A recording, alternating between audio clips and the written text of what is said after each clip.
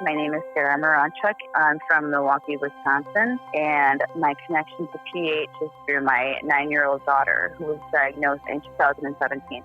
She was a very active little girl. She did taekwondo, riding bikes. It was her favorite thing to do. And in 2016, I started noticing her slowing down and not being able to keep up with taekwondo and complaining of leg pain. And I asked her pediatrician about it at the time, and he always had an excuse about it, like she's developing asthma, she's got like growth spurts in her legs, and that's totally normal. And as 2016 continued, she progressively got worse, where he did a kind of generic asthma test on her and prescribed her inhaler. And I noticed every time that she took the inhaler, it wasn't working. And then further down in 2016, she started losing a lot of weight and becoming very sweaty. She started not even being able to walk maybe 2 blocks. And when it really took hold was when she couldn't even walk half a block. One day I noticed her lips were looking really blue and she was very pale and sweaty. And I could see her heart pumping through her chest. I could visually see it. At that moment, I decided our pediatrician doesn't know what he's talking about. And I researched and found a younger pediatrician, someone a little fresher who maybe could help us out better. And I got a second opinion. And that pediatrician listened to Bee's heart. And I guess that day she had a valve leaking and heard it immediately and told us we needed to see a children's cardiologist right away. And the next day, our whole lives changed. We went to one cardiologist, and he immediately wanted to get many opinions from other cardiologists. So we spent several hours doing that, and then we got referred to Children's Hospital. At first, they couldn't tell me if it was a cancer or something else. There was a whole maybe day or two that I thought that maybe my daughter had cancer. Then that was quickly ruled out, and we were starting to see the PH team at Children's Hospital. Then we got a cath procedure done very quickly, and she was their emergency case. And since then, it's funny because now we get pushed for emergency cases, and I can completely understand. But on that day, B was the emergency case. They looked at all of her pressures, and it was just very bad. And we sat in that room and were given the news.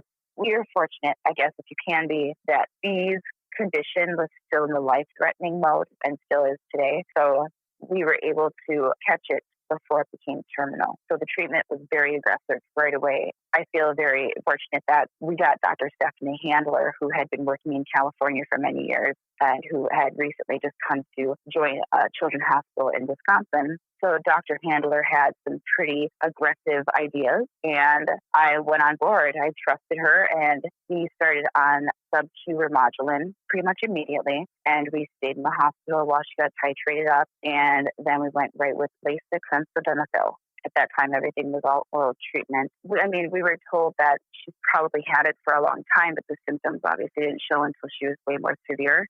It's been a really wild ride. We've gone from everywhere from sub-Q pump to different central lines. And fortunately now I feel like at a different point, we're on oral meds. And Bernadette has been a trooper through all of this. She's been so strong and so understanding through all of the long hospital stays and the adjustment for life for her. I think, honestly, I probably took the adjustment for our new life way harder than she did. I went through a lot more grief. We did have to see a therapist for a while. Admittedly, Bernadette had to deal with some depression and some anger issues, some behavioral issues, trying to understand what was happening to her. And we're just in a very unique position where not only is my daughter rare and has idiopathic pulmonary arterial hypertension, she's also going through her own self-discovery of becoming more gender neutral. Bee was diagnosed when she was in first grade, and we basically missed a lot of first grade and second grade while we went and stayed in the hospitals and going through various different treatment methods that were best for her, because her skin became very sensitive and she couldn't physically tolerate the tegaderms and the Remodulin burns. It became really daunting with every time that she got sick or any time that she would scratch, she was afraid that everything would get infected, and then her fear would grow because she would know that a visit to the hospital probably meant we were staying in the hospital for an extended amount of time, and that was the truth. That really happened. So it was very stressful on her, and I would do my best to try to make it as fun as possible, and Children's Hospital is incredible about making children's stay more fun. but she missed a lot of school and fell behind, and luckily hasn't had to do a lot of tutoring or making up. Now that she's 9 and in 4th grade, she's actually finally catching up with all the other students, and her school's been pretty understanding about that.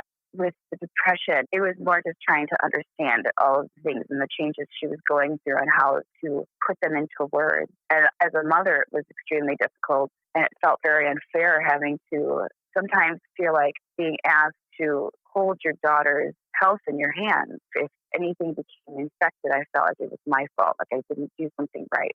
I'm a pastry chef by trade, so some days I was like, I'm not a nurse. This is so much pressure to ask me, and that would affect my mental state as well. But we got to the point where we found our groove. We would put on happy music, and we would listen to Alexa while we would do it. And we'd find our balance and our peace as we worked through different dressing changes and different medication changes. At her age, having a sub-Q pump and having that giant central line, like that giant pump, it impeded her ability to just naturally be a child, right? We couldn't have spur of the moment water balloon fights and spur of the moment water gun fights.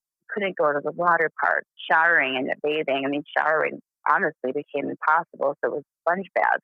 This is a little girl who was born in California and grew up swimming in a pool, and she was just a water baby from birth. So that was probably the hardest transition for her, was not feeling like that she could have a childhood and be as kooky as the other kids, because, we had to watch for her sight. We had to watch for her pump.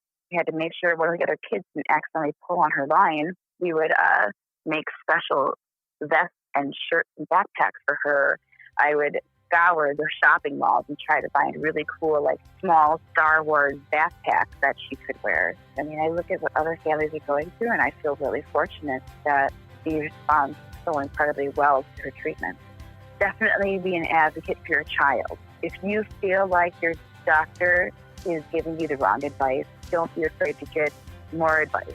Get a second opinion, get a third opinion, get a fourth opinion, because we're the only advocates that our children have, and we have to push, give them the kind of care that they need. And honestly, take it one day at a time and know that you're not alone, because some days it's going to be really hard and exhausting.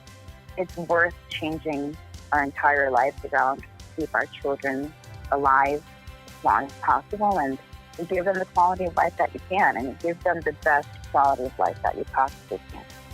My name is Sarah Mironczuk, and I am aware that B is rare.